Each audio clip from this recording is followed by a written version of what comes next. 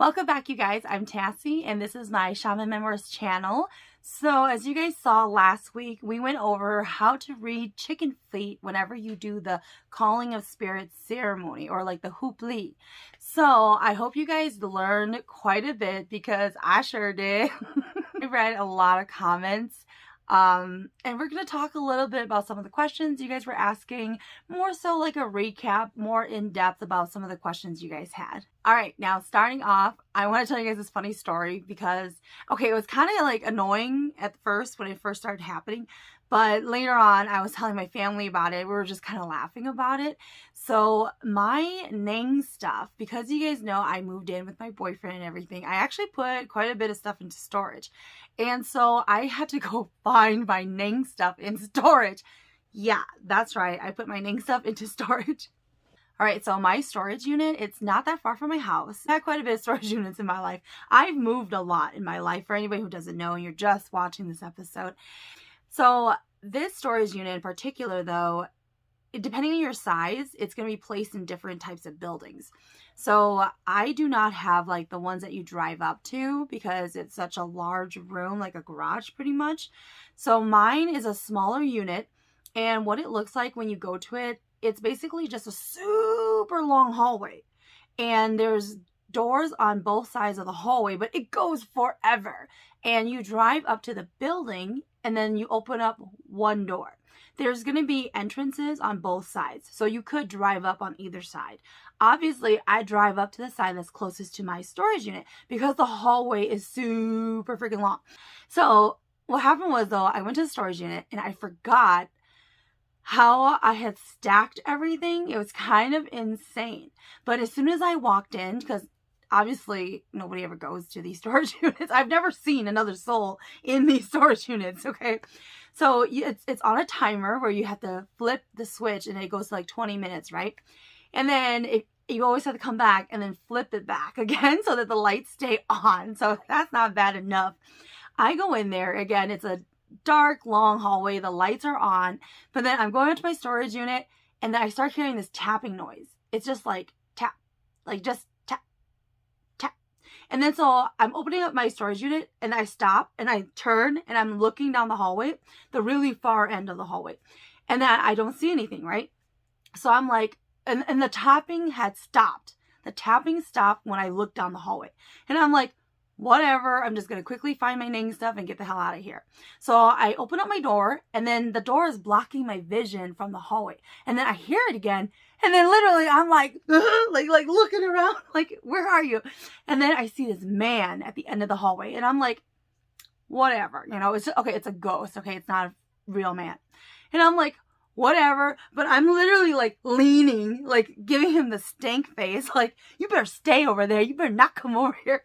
And then he's just like quiet, not looking at me. He's leaning against the wall. He's looking down and he's not looking at me. So I'm like, okay, you know, he looks chill. Like he's going to be fine.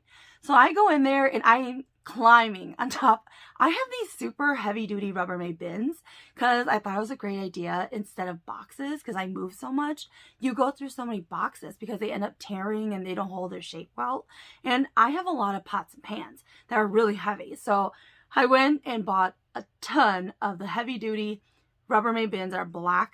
But anyways, if you ever are somebody who moves a lot, just invest in Rubbermaid bins. It's totally worth it. But don't get the cheap ones, okay? Like the cheap ones are really thin and normally people just put like their Christmas ornaments in there. Don't get those. They're just a waste of money. They're going to warp over time and the lids break. I know a lot about moving. So anyways, I'm climbing on these Rubbermaid bins because I have to move everything from one side all down to get to the bottom, because at the bottom is my Ning stuff. So I'm moving, and all of a sudden I start hearing somebody walking towards me.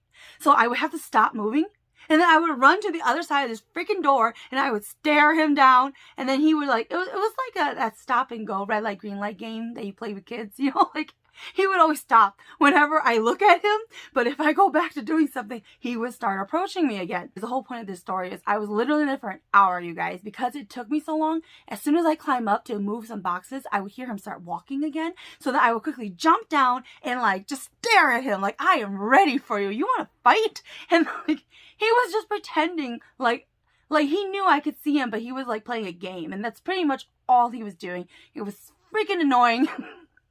Now, eventually I did leave and everything was fine. You know, nothing followed me back. It's just really, really annoying to see these kind of things. Now, from my last video, I did have a few of you guys actually comment if the scene in the video is where I was smoking that night when the ghost was running towards me. And yes, that is the place where I was at. And I remember, I forgot to tell you guys because it was like, it's one of those things where so many ghostly things happen, and some of them are like small, but it's basically everyday things and you don't really think about it. So I was forgetting a few details because my sister, after she watched the video, she was like, you totally forgot to tell them. So I'm going to add it in this video. When I was out there smoking and I could see the guy standing on the far end of that deck up there, he kept saying to me, "Lotana." So that basically means come over here, because he wanted me to come over to him. And I'm just like, no. But then when I go out to smoke, until they sprayed the breast milk and everything and he wasn't gone yet, I always made my brother's girlfriend go outside with me. I was like, I don't care. You coming with me. Like, that's just the deal. Okay. Like, so I would not go out there alone again until we sprayed the breast milk all over the door frames and everything. And then I was okay with being outside. Now, most recently, when I was doing the hooply, so you guys have to remember, a hooply, it's not like a ceremony, but I was at my brother's house and I slept over that night. So this is the place where my sister lives, remember, you guys? So my sister and I, we were up the night before we did the hooply. We were up until 5 in the morning because she refused to let me go to sleep because she was scared. We were basically talking about ghostly things, and whenever she gets really scared, she tries to keep people awake so that she could go to sleep because she's not tired. She can't go to sleep. So then finally, it was like gonna be 5 in the morning and we had to get up and go get the chickens and everything for the hooply the next day. And I'm like, girl, I'm done. Like, I know what you're doing, but I'm dead tired. I don't care. I'm going to sleep. So the night after we did the hooply thingy, I was sleeping there and I remember I heard somebody walking towards the bed. Like, somebody's foot was heavy on the carpet and they were walking for quite a distance to get to the bed. And I remember that noise is actually what woke me up. And when I woke up, like, my eyes flew open and then the walking stopped. And then I quickly looked. I got up and I looked and then I didn't see anything. Now, my sister, though, so I got up after that moment. I went to go pick up my phone and I'm like, okay, we got to do this and this today. And then my sister, she actually woke up because she heard somebody whispering her name to her. And then she thought it was me, though, because then she looked over and she saw that I was awake on my phone. So she thought I was whispering her name. Like, you know, we should probably get up now. And then she asked me later in the day, like, did you say my name this morning? And then I totally forgot about the walking feet. And I was like, no, but you know what? I heard walking feet up to the bed. So it wasn't for me, girl, because it was actually coming from her side of the bed. I'm so sorry for my sister who's going to watch this. I mean, all my family, I'm just like laughing about their miseries with ghosts.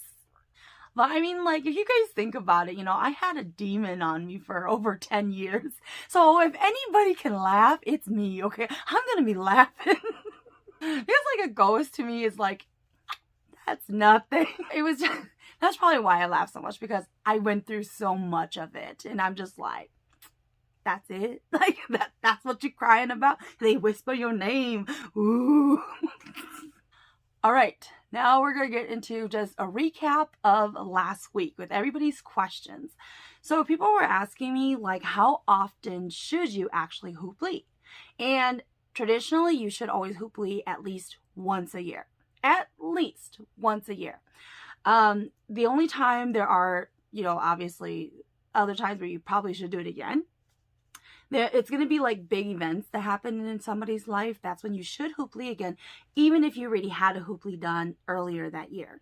And normally whenever we do like the Hmong New Year, the Nopichon, that's typically around Thanksgiving time for Americans. You know, we actually have our Hmong New Year during that time. So that is more, so people aren't really doing like ceremonies around that time. I mean, the really dedicated shamans probably would. Like, they would probably Well, I don't know if they really would, because normally you send your spirit guides away for like 2 weeks and they actually have a new year themselves. So in case you guys don't know, really quickly, the new year is when we actually give thanks and we do the meals for our ancestors, people who have passed away, and then we raise the saka, we cleanse the house, and then we do hupli for everybody. Now, the hupli there, it does involve the saka. So you call different spirits to actually come. And then for shamans, this is when we take everything down from our shrines. It's so much work. So we take everything down from our shrines and then we re-put everything back up. You have to cleanse everything. Everything has to be new for the new year. And then you actually let your koneng, your spirit guides, go for the new year, where it's like a vacation for them. Really. That's what you do. And it's funny because during that period, I will have really good dreams because they're kind of like reporting back and telling you like how fun it is what I always had really good dreams during that time. And it was a lot of parties. But then normally we do this for like, it's really up to each shaman, but for myself, I always did it for like 2 weeks. And then I would go and get my koneng back. Now, that does not require like a whole ceremony, okay?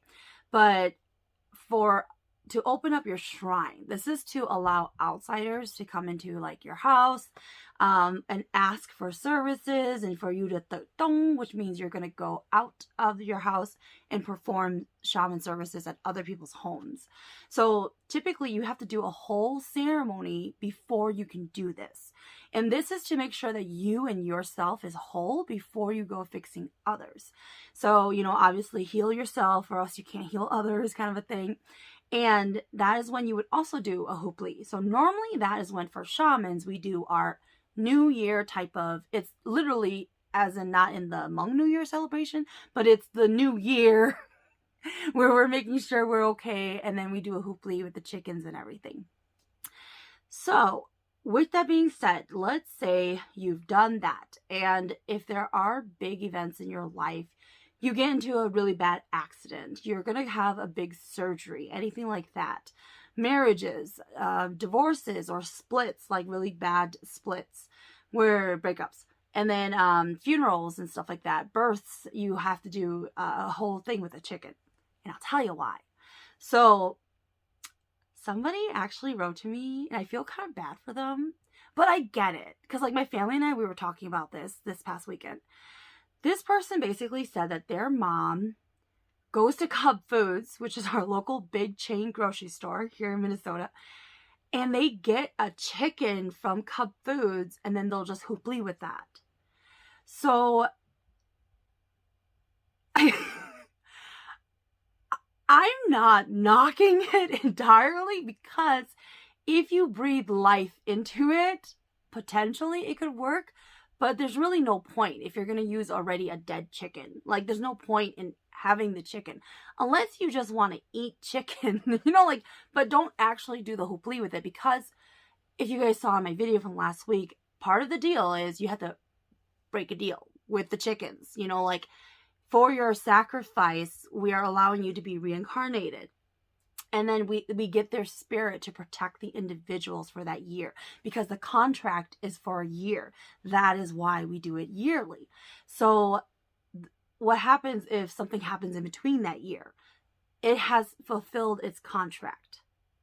So that chicken is meant to be there to protect the individual. But when something like is alarming that happens to the person, their contract is over because it has protected them up to that point. That's why you need another chicken to replace it and do the hupli to protect the person again. So that is actually why. I don't know what to say about the already dead chicken though, because I've never done it. I don't have any experience in an already dead chicken and how you would hupli with that, because there's no spirit there. Oh man, and I know I've mentioned it in past videos, but I don't know if you guys really believe me, but my family sees it.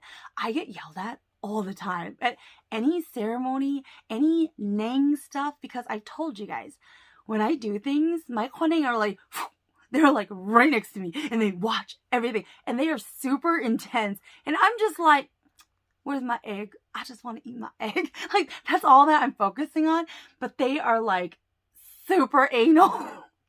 So they always yell at me. They yell at me for everything. And I will admit, maybe this time it was my fault. Because Guchitsu-sa, like, I wasn't thinking. Okay, so the scene of me actually burning the money. It was, okay, you guys didn't see it before, but I literally just started the first round of Hoopli. And then, bam, like, it was super friggin' intense. All these spirits were super pissed off. They were demanding all sorts of stuff. And then I'll go into that in a little bit here. But I literally had to stop. Like, because normally my deal is, okay, I get it. I hear you. When I'm done the first round, then I will do what you ask of me. But they were like, no. Because my family was asking me, like, what's it like when I Hoopli? Because obviously I seem like a different person. And I told them it's like if I told you the words right now, and then you start repeating, if I say today, and then you say today, and then we say we're going to go, and you're going to say we're going to go, and then boom, I mesh with you. And then all the words just come out of you, and then you don't hear me anymore saying that to you. So that's what happens to me. Whenever I'm going to start, I start to hear the words, and then boom, they just take over. So normally though, when I am doing it, it's like you can see a clear path. And I also mentioned in the last video there about how to read chicken feet that my Kone are a little different when I Hoopli. Whenever a shaman Hooplies, especially if they have other abilities, their spirit guides will tell them all sorts of stuff, you know? So for mine, that is what it's like. They show me, it's almost as if I am onenging. Yeah, that's a term. Okay, it's almost as if I am doing a ceremony, but my eyes are open and I'm hitting a gong and I'm completely aware. But then they start to show me the path and they show me everything that this individual is going through, where we need to pick up a spirit, right? So then what ends up happening though is that these spirits were so angry, they just cut off my vision. And they were like, it was like somebody trying to block you and you're like trying to get around them. So I was like, man, you crybaby. No, I'm just kidding. I'm just kidding. That's why I got yelled at. So, you know, like when you're a little irritated, like you start to make noises like, ugh, you know, like, oh my God, you know, like you're exasperating basically. So then my Kone were yelling at me because they were like, don't say that. If you say those things, if you act that way, you're going to make the spirits more sad, that they are cumbersome, that they are annoying. So you have to take care of this and this. And I was like, so literally I was in the middle of saying something and like, kind of like, are you happy now? I was like, Jonka! Which basically is an exaggerated of, this is amazing. Yeah. And like my sister was cracking up because it's literally like I'm talking to myself and another person at the same time, but nobody else can see it. But yes, so I had a little trouble for that. But normally, like, I was going and I was doing my stuff and I was like, oh, I haven't heard them yell at me at all yet. Like, I must really have this down now where they don't need to yell at me. No, that was out the window, you guys. And I don't know if I told you guys yet, but this one time I was hoopling and for some reason I really wanted the chair that you set the stuff on really close to the door. So I was pushing it towards the door and a foot was sticking outside of the actual door. And then my Kone, they started yelling at me and they were like, where are you going to call him to? Outside? And I was like, oh. And I started moving the table back into the house. But for some reason, how it was set up, I felt like there wasn't enough space and I wanted it to see the outdoors. But then they were just like, what are you doing? So, I mean, in hindsight, I should be thankful because they always check me. But, you know, it's kind of weird getting yelled at by spirits. Okay, back to our questions. So this is really more so a general thing that everybody was really saying. This is about teaching of how to read chickens. It's actually really, really easy and anybody can teach you. This is not like some pure magic that you cannot teach people. This is literally passed down from generations And with that being said, I know for a fact there are sometimes language barriers for certain people, but let's say our own elders, because I actually know a lot of elders who do not know how to read chickens. They don't. So if I go to a ceremony or somebody's hoopling, I will explain to them what this and this means about the chicken, because no one's actually ever taught them. In some clans, especially really traditional ones, reading of the chicken, it is reserved for males to do, all right? But then you ran into the issue, and this happened a lot to, like first generation Hmong Americans, that's what I'm going to speak about, and you run into the male figures not interested. They don't want to learn the traditions. It seems boring. They don't, and I totally get it. I was that person too at one point, not the male figure, but you know what I mean? So like, it's just, like you just have no interest, especially when you're younger. And so many of us are Americanized. A lot of people don't want to sit there with the elders, and they take forever to explain, or they don't explain it in a way where you're going to understand. And then when you go and ask too many questions, they get mad and they yell at you. So I guess what I'm trying to say is be considerate and try to learn at their pace, because I know a lot of elders who initially have this knowledge passed down to them. They didn't have an easy time learning it either, because it's not like they know how to be a teacher and they know how to portray and explain it so that a wide general audience can pick up on it easily and know it. And plus, everybody only reads certain parts of the chicken. They don't read everything that I talked about. That's how come a lot of people, they didn't know certain things about reading the chicken, because not everybody does that. That's really more in depth, and they look at everything. Some people even crack open the chicken, okay? But I wasn't going to do that. But obviously, like I'm a female, so I'm going to know how to read chicken because I was a shaman. And somebody also asked me, do you learn from your spirit guides or do you learn from your teacher? So that part is really going to depend, because obviously my teacher, I've mentioned in older videos, she is traditional. Like, she cannot speak English well at all. She only ever communicated with me in Hmong, and she had to put up with my ass as I tried to talk back to her. But she would understand what I was saying, though. But she would always just say, I don't speak it, which basically means it's broken. Like, if somebody was speaking broken English to you, you can get the gist of what they're trying to say, but it doesn't sound right. That's all. For myself, though, back to the original question, I have spirit guides who talk to me a lot. So they are explaining things to me. So even if I assess and I look at it already, they're telling me, okay, this is what it means. We need to have this and this done for this person, right? Now, the chicken in itself, I believe that it confirms a lot of the stuff that I already saw when I went to do the hoopli, or whenever I was doing a ceremony. It's already confirmed all of that. But, sometimes what I don't like about hoopli chickens is that, especially at ceremonies where people do it a lot, they will try to skew the results because they want a positive outcome. So hoopli chickens, when it comes to the cleaning, they're treated holier than thou, because people are so afraid of damaging the chicken. And honestly, I didn't tell my siblings this.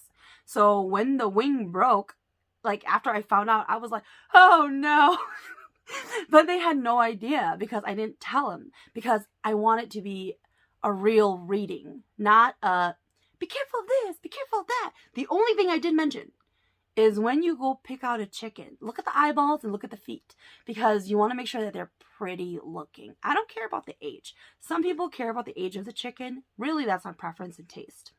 All right, now really briefly before I go, I also want to add a caveat that it is really hard to hoopli for people who have spirit guides.